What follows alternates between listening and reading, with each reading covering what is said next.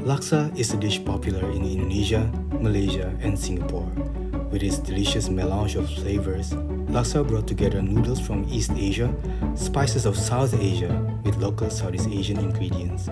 The following is a list, by no means comprehensive, of just a few varieties of laksa that you can find across the Indonesian archipelago.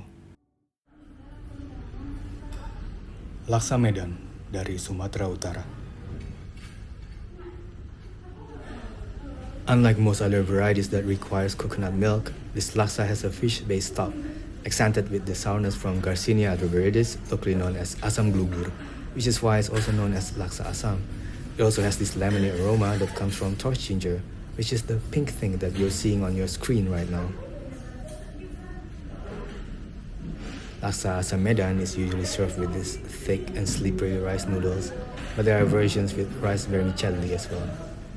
This North Sumatran specialty is very similar to the very popular Asam Laksa from the state of Penang, Malaysia.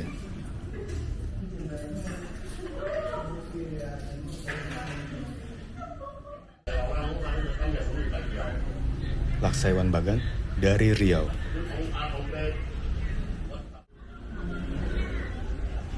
A laksa variety from the town of Bagan Si Api-Api, province of Riau. Laksa Iwan Bagan is also known as bihun curry or curry rice vermicelli. It comes in various versions, from mild to spicy, with different toppings, depending on region. It can be either light and sweet or thick and fiery. With a broth of coconut milk and curry paste base, this dish is traditionally served with thin rice noodles, bulked up with potato chunks, bean sprouts, pork, egg, shrimp, and cockles.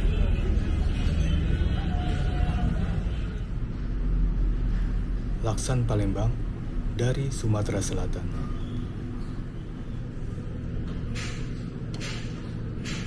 South Sumatra and its surrounding regions have several types of laksa, but Palembang Laksan stands out from the rest as it is served with fish cakes instead of noodles. These slices of fish cakes are fun to eat as they have a nice chewy texture, and despite being made from featherback fish or mackerel, it's not too fishy.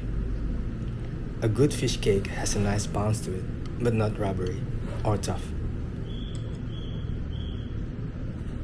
The specialty from the ancient city of Palembang is served in a coconut milk-based broth with a light flavor that mainly comes from ebi or dried shrimp. Lakso Bangka dari Kepulauan Bangka Belitung. Veering away from regular noodles or vermicelli, the recipe for Lakso Bangka calls for equal parts of rice flour and tapioca starch made into balls which are then pressed to make a bundle of slightly chewy and slippery noodles. Ground mackerel goes into a creamy coconut milk-based broth tinged with turmeric, made fiery with lashings of chili and shrimp paste relish.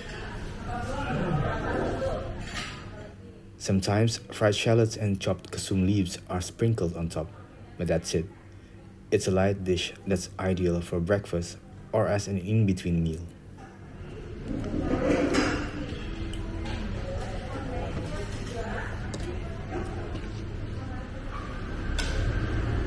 Laksa Bogor dari Jawa Barat. Laksa Bogor is arguably the most widely known type of laksa in Indonesia. It usually comes with both rice vermicelli and slices of compressed rice cakes, which makes it super filling. Although sometimes you can have laksa Bogor with chicken, most versions of the dish are prepared without meat, making it vegetarian friendly. Instead, it features oncom, a soy fermentation byproduct which lends a deep, nutty flavor, and when enjoyed with the rich coconut milk-based broth, tofu, and spicy toasted coconut flakes, creates a dish bursting satisfyingly with umami flavor that you wouldn't even notice the absence of meat.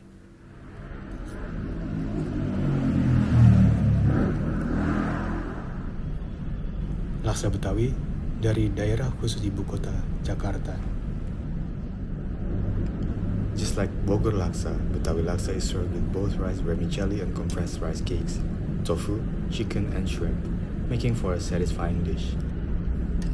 With the umami boost from dried shrimp and shrimp paste, the broth is rich and warm, imbued with complex earthy spice flavor. Its enticing aroma comes from warm spices like cumin, coriander, pepper, ginger, and most notably mango ginger, which, unlike ginger, lacks pungency, but instead have this unique raw mango flavor. While Sumatran laksa varieties usually include kesum leaves, kemangi or lemon basil is preferred in Java. Laksa Tangerang dari Banten. There are several types of laksa that can be found in Tangerang. What you see here is a variety that's served with spaghetti-like noodles made from rice flour. The key to this dish is a robust chicken stock, simmered in coconut milk and infused with spices like turmeric, ginger, cumin, and candlenut. The savory medley is topped with potatoes, roasted grated coconut, and green beans, which adds a slightly sweetness to the dish. For a complete Tangerang laksa experience, you can have it with chicken, boiled eggs, and tofu. Laksa dari Pagedangan, Banten. Among different types of laksa in Tangerang, this one has got to be the most difficult to come by. The vendors who sell this laksa in the districts of Pagedangan and Lego couldn't even give me a straight answer when I asked them the name of this laksa. All they could offer was, it's the laksa that we have from this area. So this might be naming this variety Laksa Tangerang Selatan. It's not really its official name in any way. Tangerang Selatan is just the administrative division Pagedangan and Lego Baranter. The laksa itself is made from thick pressed noodles made from sago, so it's chewy, similar to the ones found in Laksa Bangko. But here it's served with a coconut milk-based broth instead. Toppings are seasonal. The one that I had was topped with candlenut, but it can also be served with black-eyed peas.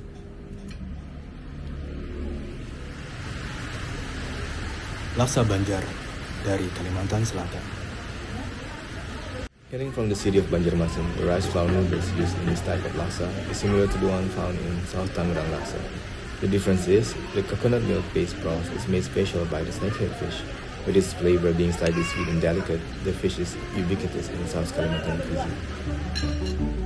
There's so many laksa that didn't make it to this video, and unfortunately it's very challenging to get your hands on each and every single one of them, as most varieties are only popular in their places of origin. But it just means that there's a whole world of laksa out there waiting to be discovered.